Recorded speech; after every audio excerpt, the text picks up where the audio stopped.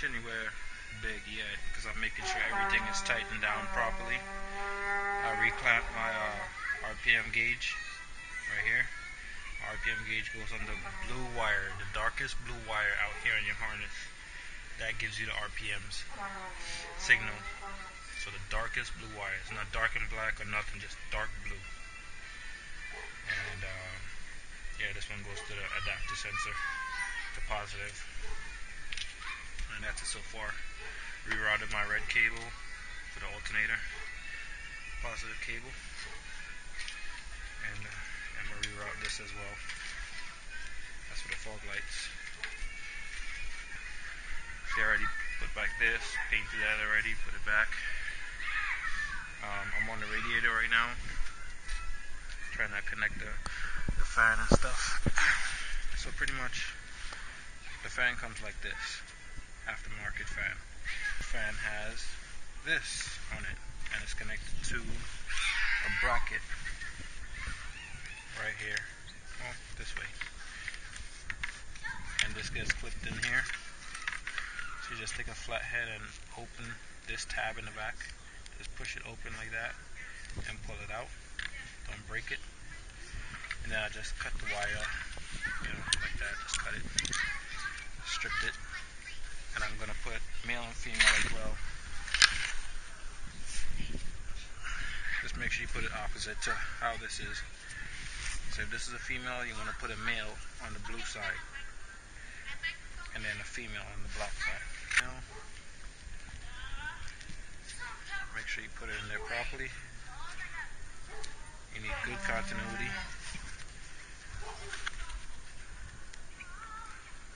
Put that in and crimp it. I always crimp it the wrong way sometimes. Yes, there's a right and wrong way to crimp things.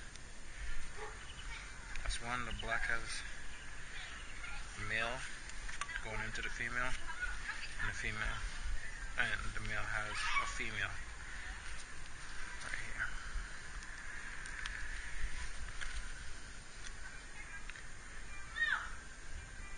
This one I can't tell, but I'm going to do it the way I see it inside here.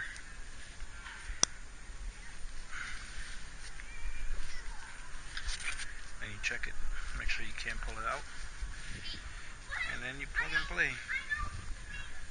Right there, plugged in. Right here, plugged in. And it connects right to the harness. The other wire, get some duct tape, electrical tape, and tape that up.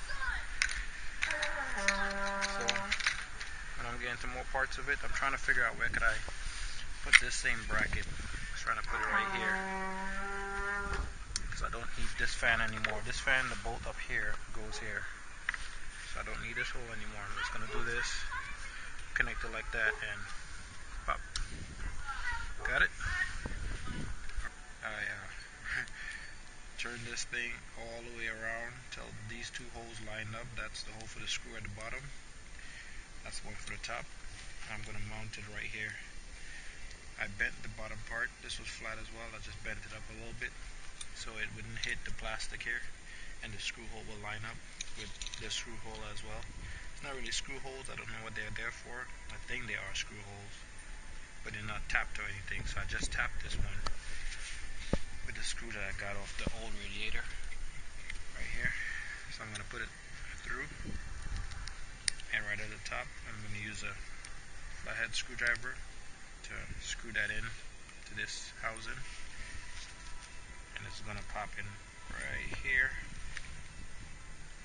right there, and I can plug and play anytime. Put it through the hole and screw it all the way down.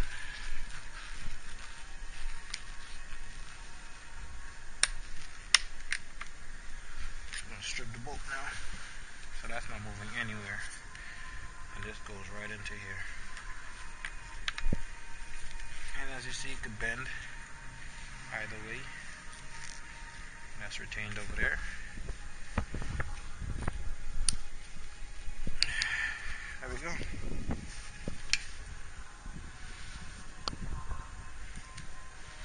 You can see a lot of things changed around, but reservoir retaining bracket, I remove the air filter from my transmission and put it up here because the strut bar, when it comes down, it always touches that hose that goes into my ram intake. So now it's going to be getting air or releasing air from here. And this normally it's supposed to have like a little cap. It looks like a little fitted cap. It's supposed to be on here so no water could jump up into it, but air could come out to release some pressure from the transmission. But basically just put this rubber hose because I don't have a cap. After they finished doing my transmission, they couldn't even find the cap themselves. So this is what I'm doing. Just point it downwards so no water could actually jump up in there, or stick it away somewhere, somewhere else. Like at the side or something, like there, by the starter. And let's try putting this thing back in there. I put the rubber boots down at the bottom because if you put it up here and you try to put it down, it will just fall off. So here we go. Gotta get the rubber boots on. At least one boot on. Oh wow. Like flip. There's a hole.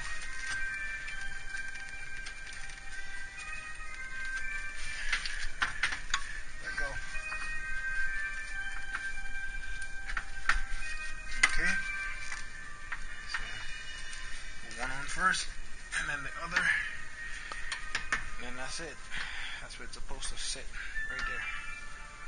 There's enough space clearance on this side.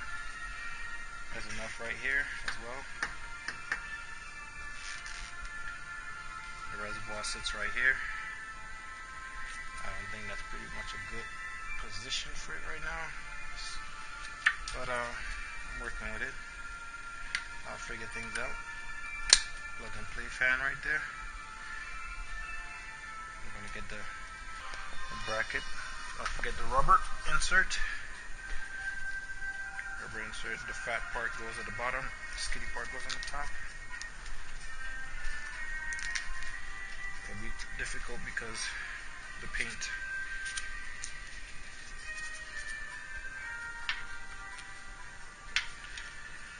Pull it and drop it right there. Might have to bend down just a little bit. That's how it's supposed to sit.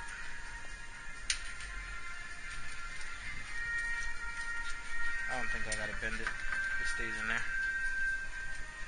Tighten that down.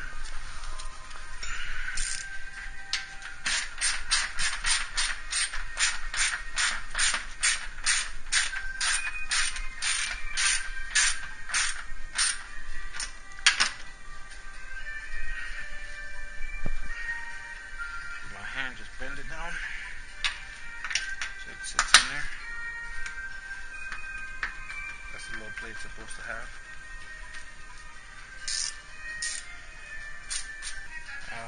It had a lot of movement and a lot of space in there. I didn't like that, so I took some intake hose like that, like this over here. Took some intake hose, put some silicone around it, stick it through there, and cut it so this could fit snug in here. So the intake hose filled the little gap that was in there, stuck it in there, tighten it down, and that's the play I'm getting now. Nothing. It's gonna be nice and sturdy. Alright, so pretty much I'm this far. Didn't do nothing much yet. Put the battery back, rerouted some wires, cleaned it up a little bit. Now I'm pulling this.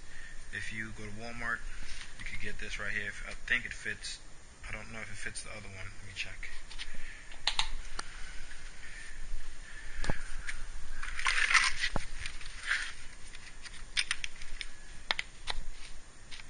This one is a little loose. It fits, but it's a little loosely. So, what I'm trying to say is, if you have an aftermarket, it fits on snug. So you could fold this thing up, and normally it has like a black thing, the bobber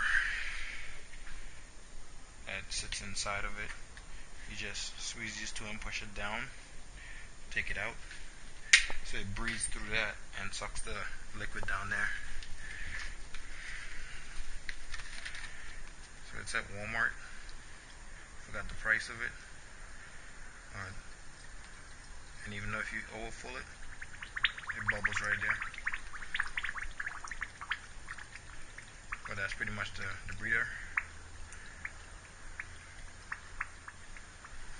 So I looked around, there's no leaks that I've seen. There's none at all. I always keep looking around. But the thermostat hasn't opened yet for the water to pass, down here and stuff. So we'll just, keep an eye out. When the thermostat opens up, water will start flowing through everywhere. It is closed right now, because it's still warming up. The fan hasn't kicked on yet. So, well, the fan just kicked on a little while ago, so everything works fine. There you go. And as you see, it could suck down the water right here. Seeing a lot of deposits inside my water. So I think I gotta flush the system. This fan is awesome. I haven't seen any leaks yet. Well, I haven't seen any leaks at all. Now it's just to shut the engine off and cover the cap, and I'm done.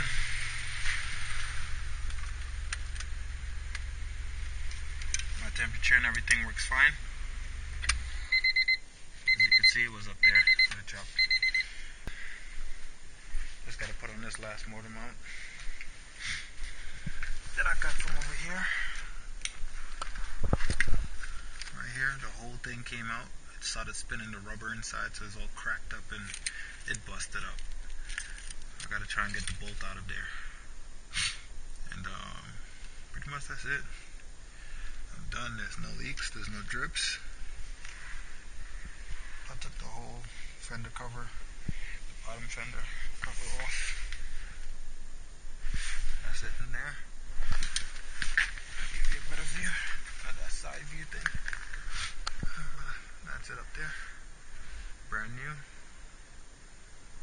2 weeks later, bugs and rocks and stones and stuff like that. Pebbles. Be all up in there.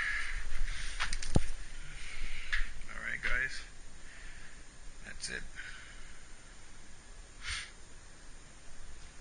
Stay tuned for more. I'll try to get better at my video, but sometimes it's kind of hard. When you have a lot to do, it's kind of like hard to always put this thing on and turn it on and somebody's talking to you and then the neighbor's saying hi and all that stuff, They're coming over and chit-chatting. So while they talk, I might as well fix something instead of video and fix and talk at the same time to them. So pretty much, was it easy? It was easy just to say easy, but it wasn't easy at all, especially to get back there. It was not easy at all. Alright, so I took out the one from the front by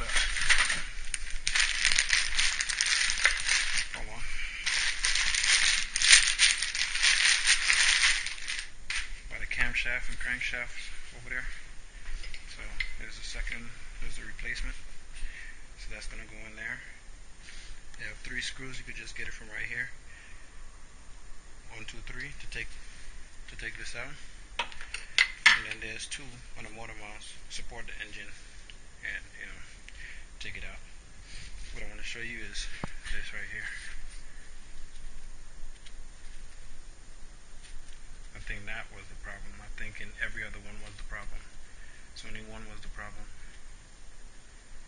Yeah, big hole going all the way across the side.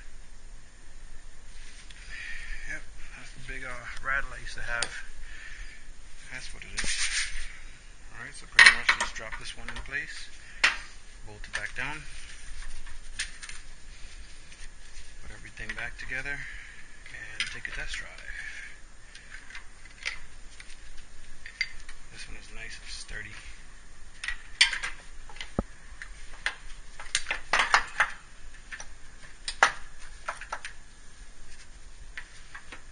As I say, this one is real easy to get to.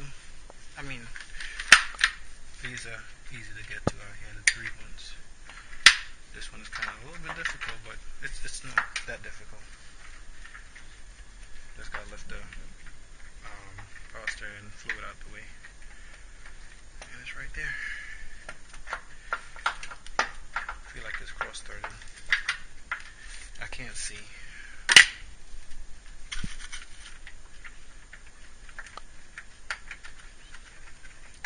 Pretty much in now.